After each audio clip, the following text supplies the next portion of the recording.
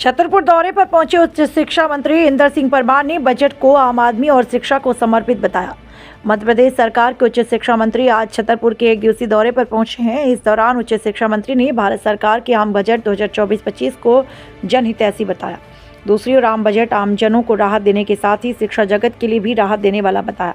उच्च शिक्षा मंत्री इंदर सिंह ने कहा कि यह बजट शिक्षा के क्षेत्र को नए मुकाम पर ले जाने में सहायक होगा। देखिए, कल जो बजट भारत सरकार ने पेश किया है, मैं समझता हूँ ये बजट गरीबों के लिए और मिडिल क्लास के लोगों के लिए समर्पित है। साथ ही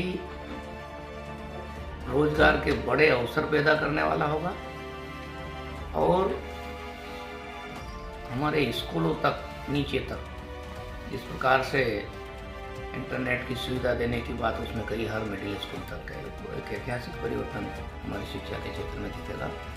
साथ ही ज्ञान भारतम मिशन के तहत हमारे भारतीय ज्ञान परंपरा के जो ग्रंथ है, ज्ञान विज्ञान से जो भरे पड़े हैं, उनका डिजिटाइजेशन किया जाएगा और उनको संरक्षण दिया जाएगा। एक प्रकार का हमारे जो लाखों साल पुराना जो ज्ञान भारत की परंपरा में है और ग्रंथों में विद्यमान है, उसको फिर से संरक्षण करने का काम भारत की सरकार ने, देश के प्रधानमंत्री नरेंद्र मोदी जी के नेतृत्व में ये किया जाएगा। बहुत बड़ा ऐतिहासिक निर्णय है।